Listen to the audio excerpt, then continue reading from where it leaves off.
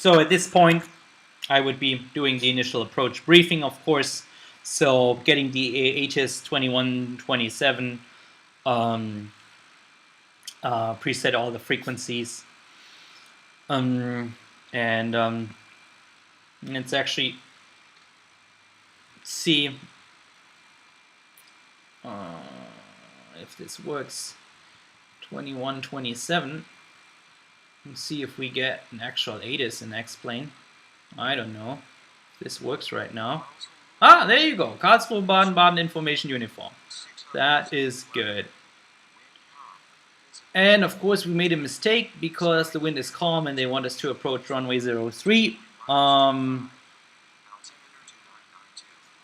Let's ignore that for now, because in real life the preferred runway would be runway 21.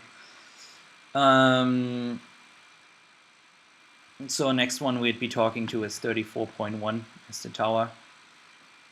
And of course, I cannot talk and demonstrate and click the mouse at the same time. It's embarrassing. If you watch me flying in the sim, then you would never want to fly with me in real life. For some reason, it's so much easier if you don't have to use a mouse.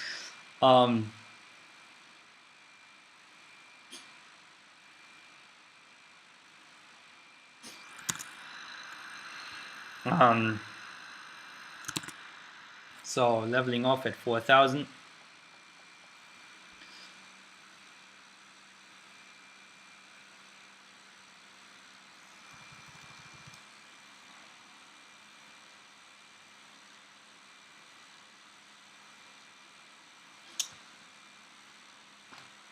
So the chat asks if you can put a rule into X-plane into the airport where it says winds calm, preferred runway is this and that, and the answer is yes, you can. You can put a traffic flow rule in World Editor if you actually know what you're doing. Yes, World Editor is capable of doing that, and you can put a rule into X-plane that says winds calm, prefer the runway 21 in this case. By the way, I'm not actually sure if the calm wind runway in Karlsruhe is 21, because I never arrived there using anything but 21.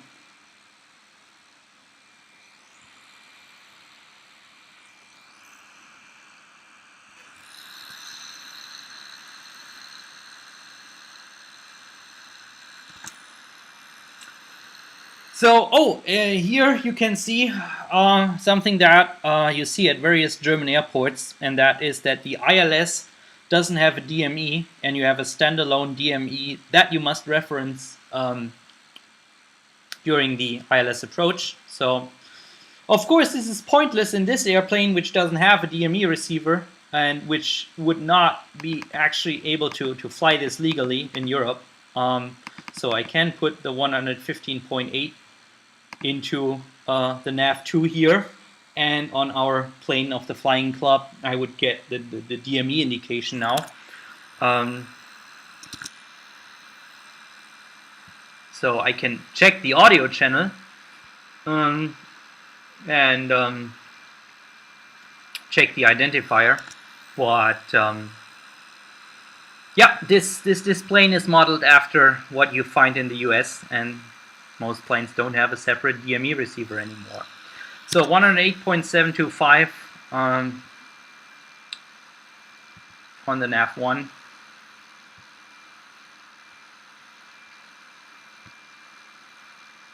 And we'll identify that. So because I don't have Soundflower, you're not actually hearing that right now. But I can hear the Morse code identifier.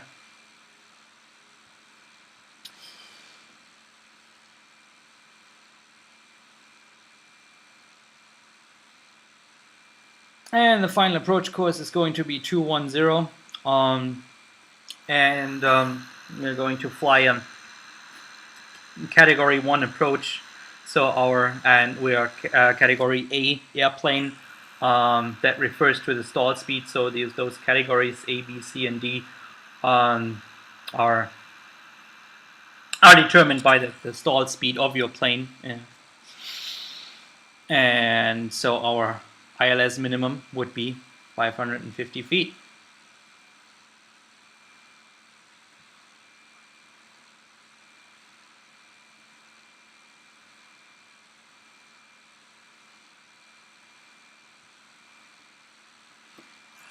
So what you would check here in at the Bitsu intersection, that you read 11.6 DME on the DME that this plane and X-plane doesn't have. So and then you're supposed to be at 4,000 here. Of course, coming down from flight level 070, we were on a standard altimeter setting, 1013 hectopascal. And so as soon as you get the ATIS, you write down your local altimeter setting again, and descending through 5,000 feet, you must remember to switch over your altimeter to the local setting.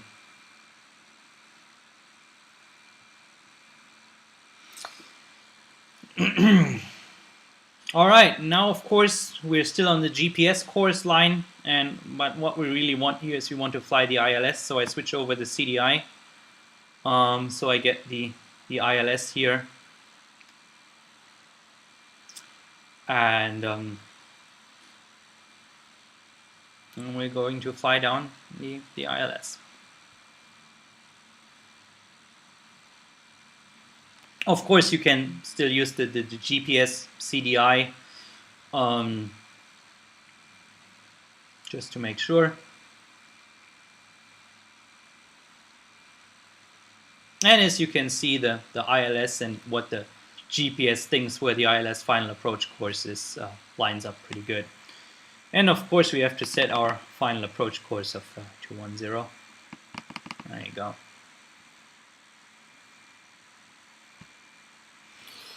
And we just hit the glide slope.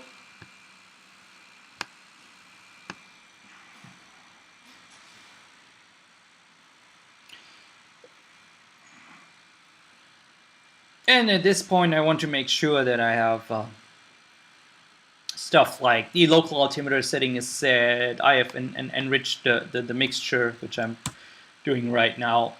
As soon as I'm below the green arc on the RPM, which I am, I would pull the carb heat in the real plane, obviously. Flip on the landing lights. It's always a good idea to fly with landing lights on below 3,000 feet to just be more visible to airport traffic. In real life here, there's on a day like this, if it was actual VMC conditions, you would have to be on the lookout for a lot of gliders, because this area is just super popular. I think, yeah, it actually says here on the chart that caution intense VFR traffic in the vicinity of, what the fuck? Okay, well, nice try. What did I do? Oh, yeah, that's a good one, the query counter. Yeah, Ben's actually working on that one. Great, I have another crash report for Ben. Ben loves crash reports. Oh boy. I should be using X-Plane 10 stable for the streams. Alright,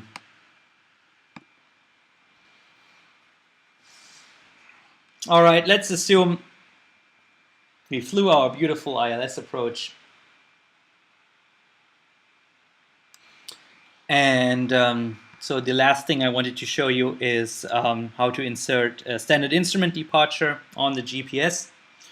So we're going to do this. So for flying back to Egelsbach, of course, what we would do is we'd file a Yankee flight plan as opposed to a Zulu flight plan. Take off under IFR and fly IFR to a point south of Egelsbach. What I usually do when I come up here is I'd be flying to this point here, Ubeno. And if I plan to be at about 3,500 at this point, I can smoothly transition to VFR flight, and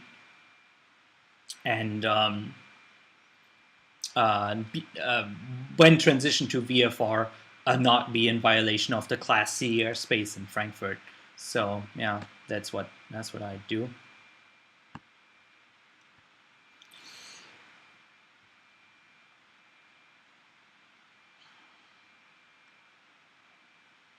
So yeah, I'd be filing a Yankee flight plan and using the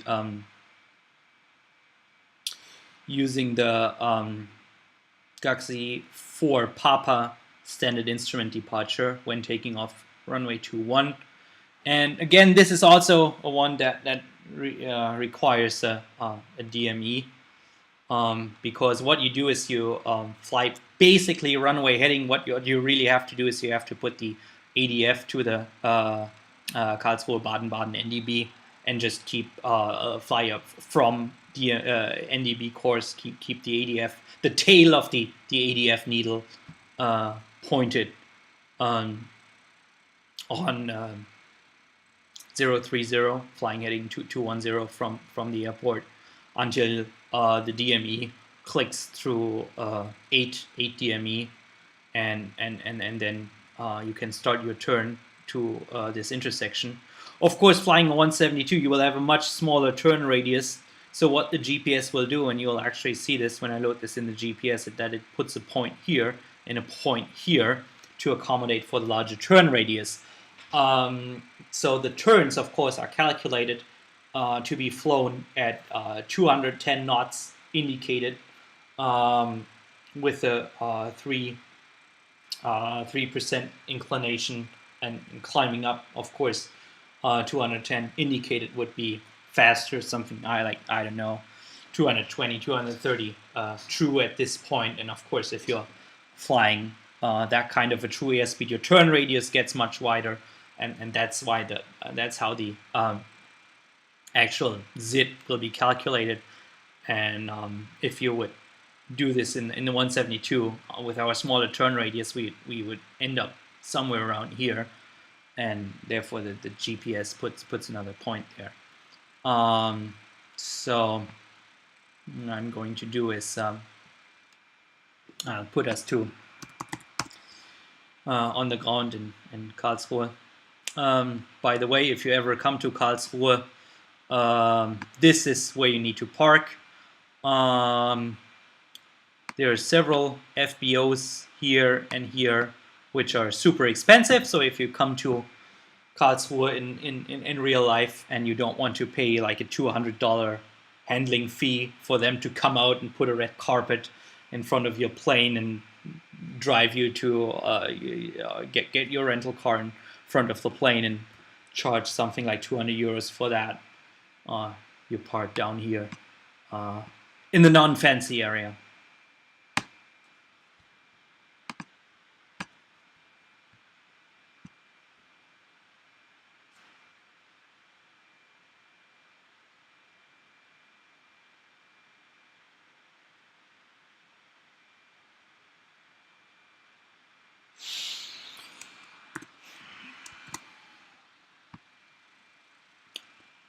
All right, let me clear out the flight plan, and I'll just go as far as showing you to insert the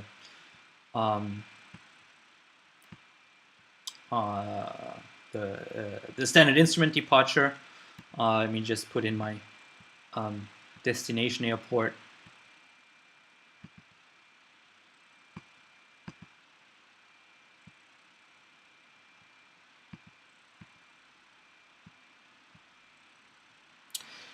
And we're going to select the departure out of Karlsruhe. And what do we say? We use 4 Papa, right? The 4 Papa, which is only valid for runway 21, so there's no selection here.